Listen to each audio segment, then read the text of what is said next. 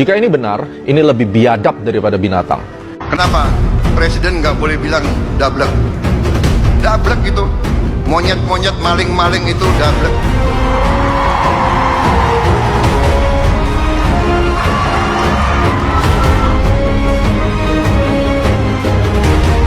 Nggak sadar-sadar. Tapi percayalah, kami tidak akan ragu-ragu membela kepentingan rakyat Indonesia. Kami tidak ragu-ragu. Saya katakan, saya siap mati untuk bangsa dan rakyat Indonesia. Tidak ada yang kebal hukum di Republik ini. Di bawah Presiden Republik Indonesia Prabowo Subianto, Gibran dan Gibran, dengan semua kabinet, tidak ada yang kebal hukum. Wassalamualaikum warahmatullahi wabarakatuh. Minta Pak Jaksa, sidang terbuka di Republik ini. Berarti ada siap dipanggil Kejagung? Oh, saya siap. Saya sedang membantu. Itu semua rekaman rapat saya itu diputar, biar seluruh rakyat Indonesia mendengarkan apa yang terjadi di Pertamina, apa yang saya marah-marah di dalam. Oknum terima, oknum di ESDM, mungkin oknum di SKK Migas, oknum BPK, semua ada yang terlibat. Tapi sayangnya mengganti direksi, mencopot direksi, ganti direksi tanpa saya tahu lah. Kalau yang menteri diam-diam aja. Agar dihukum mati.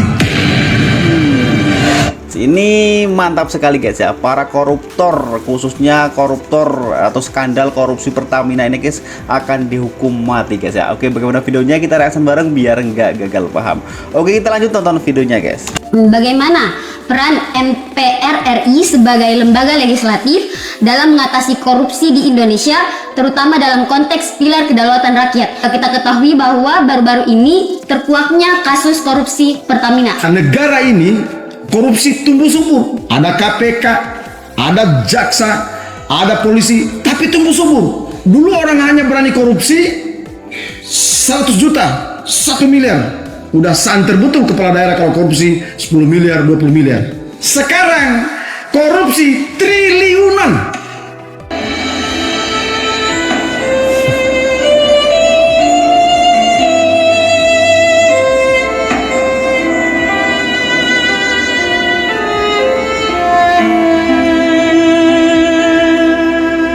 Berlomba-lomba menuju triliunan.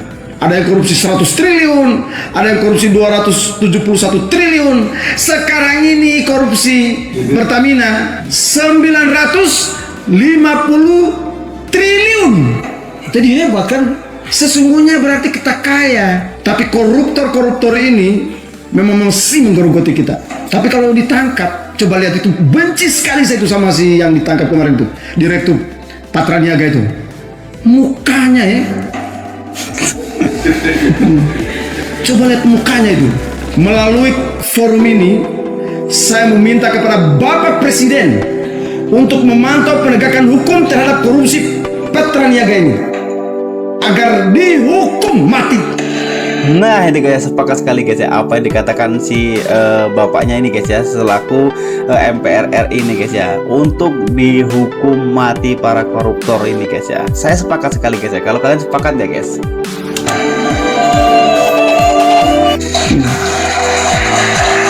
Lu bayangkan adik-adik mahasiswa ke kampus sangat dibatasi untuk antri Pertalite, pakai barcode dan lain sebagainya. Tapi para pencuri-pencuri itu mengoplos Pertalite, dirubahnya menjadi Pertamax, kemudian mereka makan uangnya dan keluarganya sendiri. Lalu kita hanya mendapatkan motor-motor yang mogok. Jadi kalau adik-adik mahasiswa segini motor-motornya udah batuk-batuk, berarti kamu korban dari direktur penjahat itu ya. Jadi sudah benar kalian sumpah serapah kalau perlu. Saya itu doakan mudah-mudahan orang itu cepat betul-betul divonis mati itu. Kurang ajar sekali. Coba lihat mukanya. Coba ingat-ingat itu di TikTok, di Facebook. Coba lihat, ingat-ingat mukanya. Tidak usah lihat mukanya sekarang. Ingat-ingat saja. Benci sekali saya rasa. Pakai kacamata, jenggotan lagi. Bikin malu. Saya juga yang berjenggot ini stres. Makanya saya kemarin itu sangat tegas. Malam ditangkap, siangnya kita panggil, DPD panggil. Dan satu yang saya hantam adalah itu. Jadi mohon izin Pak Dirut, ini sekedar Kita belusuri. Sebetulnya yang perlu kita benahi di sini adalah, saya pikir langkah-langkah yang harus kita bangun adalah bagaimana meningkatkan kualitas internal kita dulu. Jangan korupsi terus.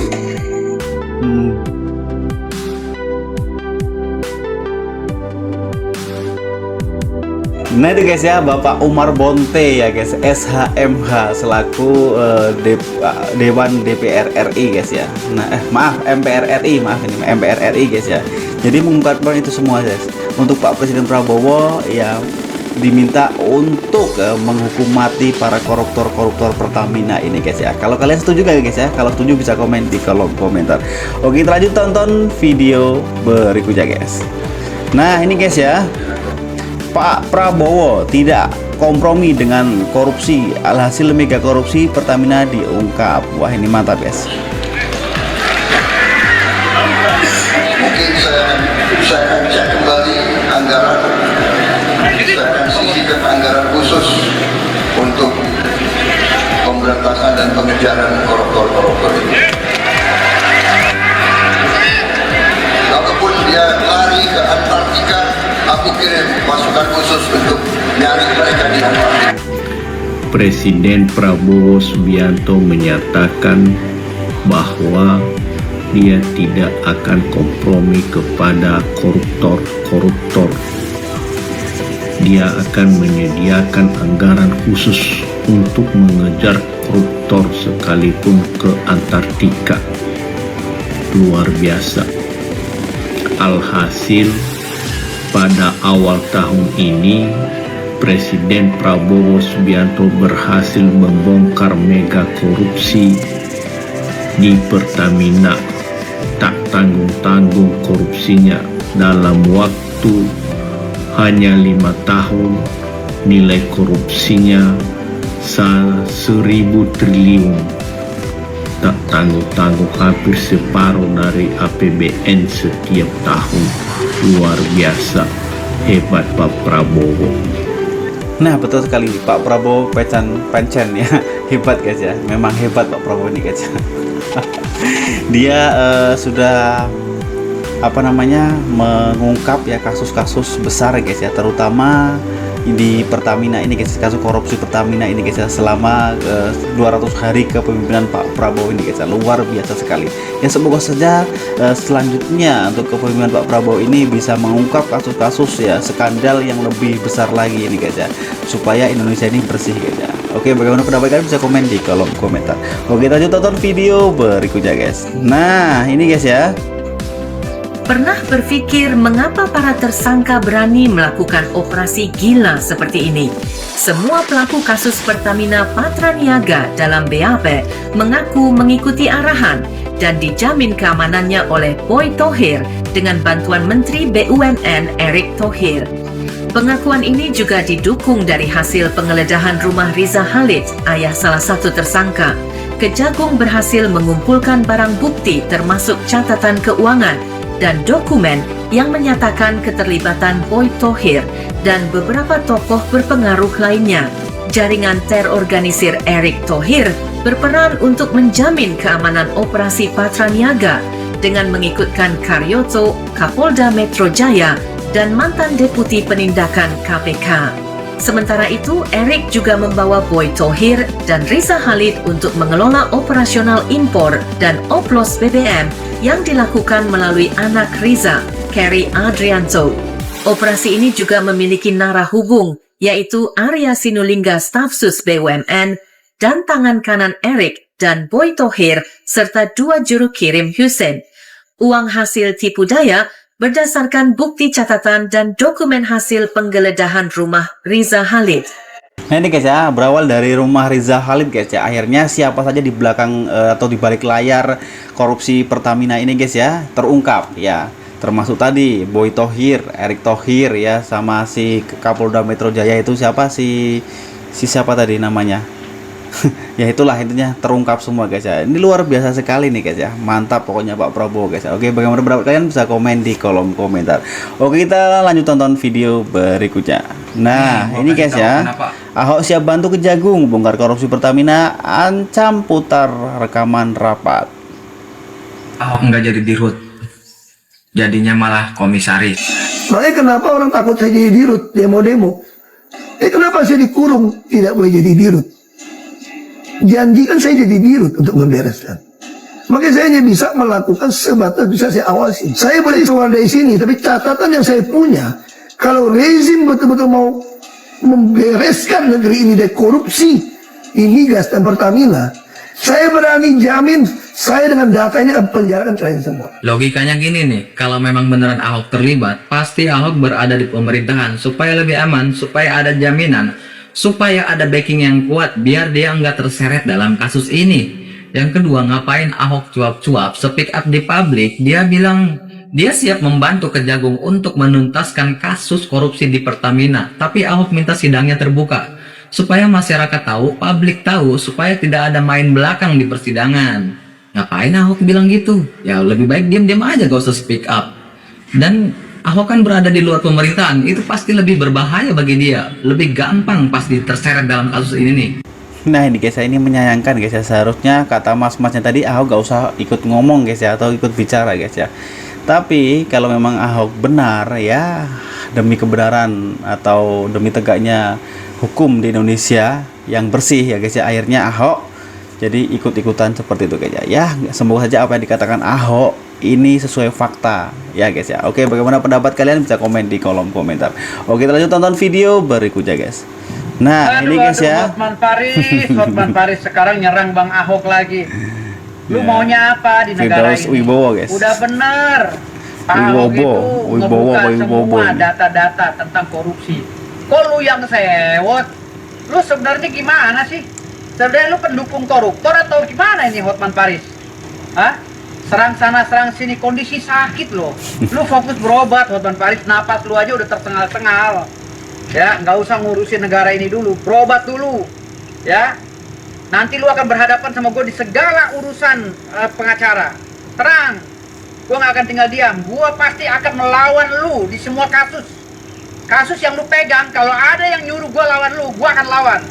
Ingat Hotman Paris, lu akan gue kejar sampai manapun, ya. Kalau Pak Ahok nyuruh gue jadi pengacara, lu gue kejar Hotman Paris. Ya, karena dalil-dalil hukum lu ngaco. Gue bukan pengacara tipe-tipe penyuap, ya. Gue pengacara asli, berpikir pakai otak, ya. Pak Ahok bersih begitu, lu hina-hina Hotman Paris. Aduh, lu sama gue aja kalah, lu sekarang nyerang orang lagi. Lu urusin dulu sama gue, hah? Urusan lu sama gue belum selesai. Hotman Paris, nggak usah nyenggol-nyenggol Pak Ahok, ya. Ingat, Pak Ahok itu orang jujur. Ingat, Ahok orang jujur, ya. Makanya banyak orang nggak senang. Udah, Hotman Paris itu berobat dulu, nama tuh udah kenal-kenal, ya. Nah ini guys ya, si Firdaus Wibowo guys ya, jadi pembela Pak Ahok ini guys ya, tidak terima Pak Ahok dicaci maki oleh Hotman Paris, akhirnya si Firdaus ini membela atau angkat bicara guys ya. Oke, bagaimana pendapat kalian bisa komen di kolom komentar. Oke, kita lanjut tonton video berikutnya guys. Prabowo didesak menonaktifkan Erick Thohir imbas kasus oplosan BBM Pertamax. Muncul desakan agar Presiden Prabowo Subianto menonaktifkan Menteri Badan Usaha Milik Negara BUMN Erick Thohir imbas kasus dugaan korupsi oplosan BBM Pertamax di lingkup PT Pertamina Patraniaga. Desakan itu disampaikan pengamat sektor minyak dan gas, Migas, yang juga Direktur Eksekutif Center of Energy and Resources Indonesia, CERI, Yusri Usman. Menurut Yusri, ini adalah langkah pertama yang harus diambil Prabowo jika ingin benar-benar berkomitmen memerangi korupsi. Jika Presiden Prabowo Subianto benar-benar berkomitmen memerangi korupsi, maka sebaiknya Menteri BUMN segera dinonaktifkan agar kasus ini dapat cepat terselesaikan, ujar Yusri, Senin, 3 Maret 2025. Nah ini guys ya, si Erick Thohir ini suruh diberhentikan guys ya. Jadi supaya apa namanya, Indonesia ini bersih guys ya, diganti dengan Menteri BUMN yang lain guys ya, yang lebih ya bijaksana guys ya, nggak korupsi, intinya kayak gitu guys ya. Ya semoga aja Pak Prabowo mendengarkan ini guys ya, dan memecat si Erick Thohir ini guys ya, seperti itu. Oke, bagaimana pendapat kalian bisa komen di kolom komentar. Oke, kita lanjut tonton video berikutnya guys. Nah ini guys ya, Ini kan pelan-pelan kasus-kasus mega korupsi itu lagi pada terbongkar ya. Sebelumnya ada RP Muiz dengan 300 triliun merugikan negara. Sekarang ada Pertamina nih yang kemungkinan sampai ke 980-an triliun. Tapi komen-komen netizen tuh aneh banget, malah nyerang pemerintah. Padahal menurut gue pemerintah ya kerjanya lagi bagus-bagus ya sekarang. Cuma di era Pak Prabowo nih sekarang semuanya terbongkar gitu. Yang mungkin aja di era-era presiden sebelumnya nggak berhasil atau nggak berani gitu. Jadi omongan presiden yang bilang katanya mau ngejar koruptor sampai ke Antartika itu nggak omong-omong. Saya akan kejar koruptor-koruptor itu. Bila perlu sampai ke Antartika. Terus juga waktu presiden bilang katanya selepas dari 100 hari siap-siap aja kalau misalnya nggak pada mau tobat. Ya ternyata benar juga gitu, pada kebongkar semua nih. Oh di sini saya sudah mulai ngerti. Oh di sini sudah mulai ngerti ya. Oh di sini saya sudah mulai ngerti. Oh di sini saya sudah mulai ngerti. Fokusnya ke siapa, targetnya juga langsung kena. Yang senang impor dan tidak mau diganggu impornya. Baik itu minyak, baik itu LPG, ya ini mau saya ganggu. Akan saya bisikin aja, di sana ada yang main-main. Akan saya bisikin aja, di sana ada yang main-main. Nah sekarang yang harus dikawal itu adalah yudikatifnya. Jangan sampai tuntutan, vonis dan sebagainya itu malah aneh, nggak sesuai sama kemauan masyarakat gitu. Dan setahu gue juga pemerintah sekarang lagi menggodok nih undang-undang yang memungkinkan adanya hukuman mati untuk para koruptor. Jadi ya lagi menyala banget lah menurut gue pemerintahan dari Pak Prabowo sekarang. Nah betul sekali guys ya, untuk pemerintahan Pak Prabowo sekarang menyala banget guys ya. Saya sepakat apa yang dikatakan di video ini guys ya. Ya seperti itu. Jadi setelah kepemimpinan 100 hari Pak Prabowo tidak janjinya atau pas kampanye itu ditepati guys ya. Semua koruptor dibabat guys ya. Ternyata Pak Prabowo tidak omon-omon. Intinya kayak gitu guys ya. Oke, bagaimana pendapat kalian bisa komen di kolom komentar. Oke, kita lanjut tonton video berikutnya guys. Nah ini guys ya, pengalaman dari seorang mantan dirut Pertamina. Oh ini pengalamannya guys, coba kita dengarkan guys ya. Ex dirut Pertamina, Widya Purnama suatu hari pernah curhat kepada teman dekatnya pada saat dia baru masuk menjabat di Pertamina. Dia berkata, begitu gue masuk, gue periksa. Ternyata negara import crude oil dari PT ABCDE harganya mahal banget. Jenis crude-nya nggak pas dengan kilang-kilang kita. Mutunya rendah, delivery-nya lama. Syarat-syarat pembayarannya berat banget. Terus gue buka tender sesuai syarat undang-undang dan ISO-ISO. Juga sekaligus semua barang dan jasa yang dibutuhkan Pertamina setahun ke depan. Gue umumkan ke koran, ke TV, dan ke website kita. Saatnya tender dibuka, gue sediakan aula di kantor pusat, meja keliling segi 4, komputer lebih dari 100 unit, gue undang KPK, Kejagung, Polri, pers, banyak banget. ICW dan masih banyak lagi. Sekali tender terbuka, gue dapat crude dari PT FGHIJ yang jauh lebih murah, jenis crude-nya yang cocok dengan kilang-kilang kita, mutunya sangat tinggi, delivery-nya jauh lebih cepat. Syarat pembayarannya pun lebih lunak. Belum lagi semua barang lain yang lebih murah dan bermutu. Sekali gebrak begitu lo tahu, gue menghemat berapa? Negara, 16 juta dolar. Tapi habis gitu, apa yang terjadi? Gue dipanggil DPR, 2 hari gue dimaki-maki. Gue jadi bingung. Terus gue mesti kerja gimana? Gak taunya, gue motong bisnis banyak raja-raja kecil. Di balik mereka, para jenderal-jenderal, ex-menteri, pemimpin-pemimpin parpol. Tapi kalau gue gak ngebrak kayak gitu, gue dikejar KPK. Inilah cerita dari almarhum Widya Purnama, ex-dirut Pertamina ke salah seorang sahabatnya. Widya Purnama semasa menjadi dirut Pertamina, dialah yang ngotot membawa Pertamina mampu menjadi operator, tak sekedar bengong. Juga di masanya, trading oil dan BBM itu dibenahi. Akibat sikapnya, dia bersama jajaran direksi lainnya dipensiunkan. Inilah negara Konoha di bawah penguasaan Sang Raja. Sekarang, apalagi prestasi lainnya dari Sang Raja? Mungkin banyak yang tidak tahu bahwa harga beras di Indonesia ternyata yang paling mahal di kalangan negara-negara anggota ASEAN. Nah itu guys ya, itu curhatan ya sebagai ex atau mantan dirut Pertamina guys ya. Waduh, ngeri guys ya. Intinya nggak tahan lama guys ya, kalau memang direktur utamanya itu jujur guys ya. Intinya seperti itu. Ini di negeri Konoha ini ngeri sekali guys ya. Oke, bagaimana pendapat kalian bisa komen di kolom komentar. Oke, kita lanjut tonton video berikutnya guys. Nah ini guys ya. Jika ini benar, ini lebih biadab daripada binatang. Pada saat Pertamina membeli RON 90, lalu diklaim ke negara bahwa mereka membeli dengan RON 92. Ini korupsi tingkat pertama yang merugikan negara. Ini masyarakat belum dirugikan secara langsung, ini yang nomor satu. Namun yang kedua, minyak yang tadi 90 diberi aditif, dioplos katanya menjadi 92, yang harusnya Petralite menjadi Pertamax, dijual di SPBU retail. Ini secara langsung menyakiti perasaan masyarakat dan merugikan masyarakat secara langsung. Why? Satu, ketika masyarakat lagi susah disuruh membeli BBM non-subsidi. Ketika mereka sudah sepakat, walaupun sebagian tidak ikhlas, mereka beli BBM non-subsidi, ternyata yang dibeli sama mereka Pertamax itu adalah oplosan. Ini bajingan, ini benar-benar biadab.